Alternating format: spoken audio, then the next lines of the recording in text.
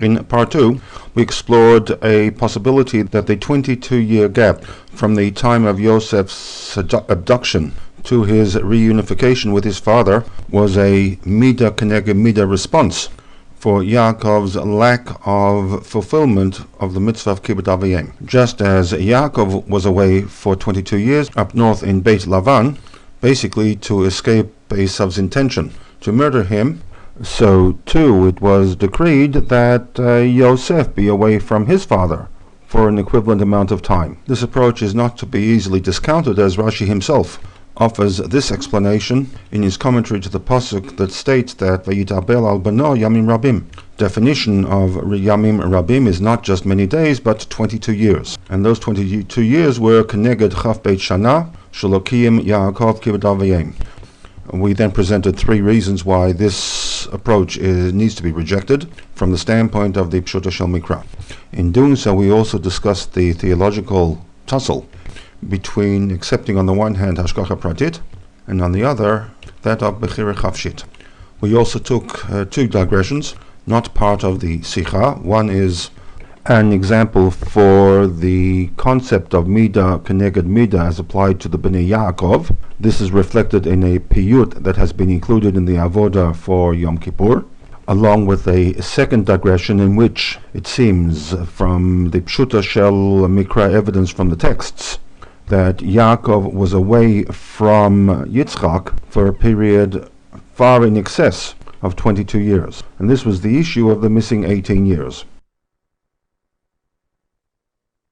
Part 3 took us back to Bereshit 37, to a key commentary that Rashi makes to Pasuk Lamed Gimel, in which Yaakov, upon seeing the bloodied coat of Yosef, claims that a Chaya Ra'ah Chalathu.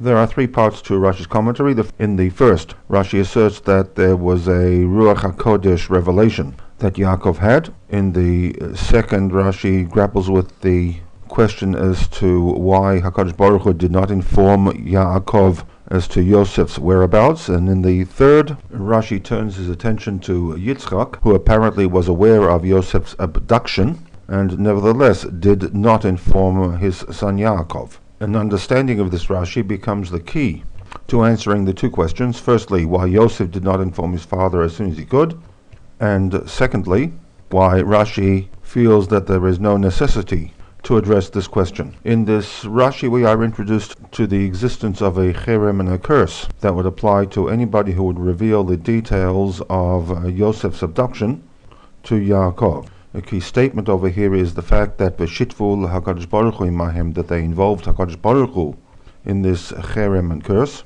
which at face value would suggest that HaKadosh Baruch Hu was partner in this conspiracy of silence. And as such, we noted 4 anomalies that this Rashi raises. The answers to these 4 anomalies, which involves a reinterpretation of the Rashi, and in particular HaKadosh Baruch Hu's involvement, was addressed in part 4.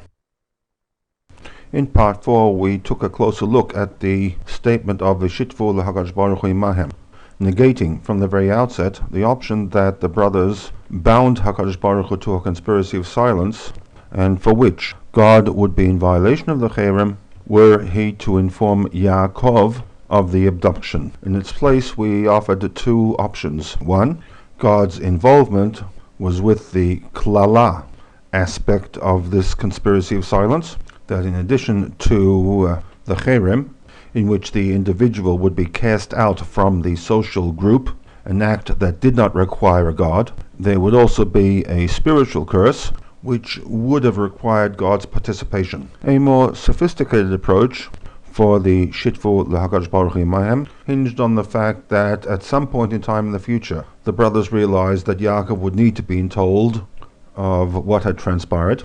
They left it to HaKadosh Baruch Hu to somehow indicate to them when that time had come.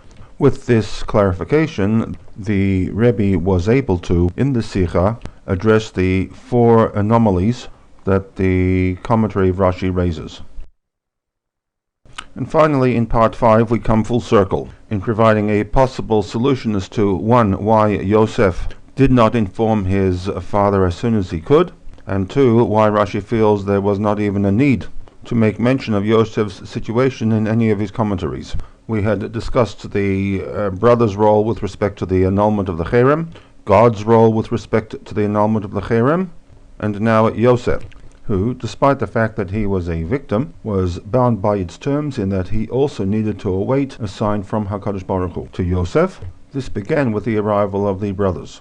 We turned our attention to Yaakov, who it appears also received a message from God that his hopes and aspirations, his sever, lay b'Mitzrayim in Egypt. Yosef interprets the arrival of his brothers as the beginnings for the fulfillment of the visions he had received 22 years earlier, and therefore sets about to facilitate its complete fulfillment, the arrival of Binyamin and his father Yaakov, and the family's resettlement in Eretz Mitzrayim.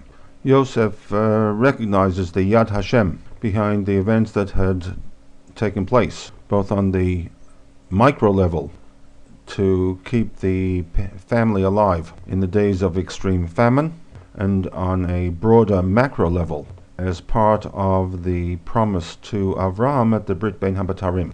Returning finally to the two original questions, if we looked at Yosef's options, we realized that he really could not send a note to his father that he was still alive for the following reasons. Firstly, he was bound by the cherem, even when the brothers arrived, in light of the fact that the vision that he had received 22 years earlier had been only partially fulfilled, and further validation was required. Furthermore, on a very pragmatic level, the information that he was still alive needed to come from the brothers themselves, who would then, face to face, have the opportunity to make their peace with Yaakov, their father, for what they had done.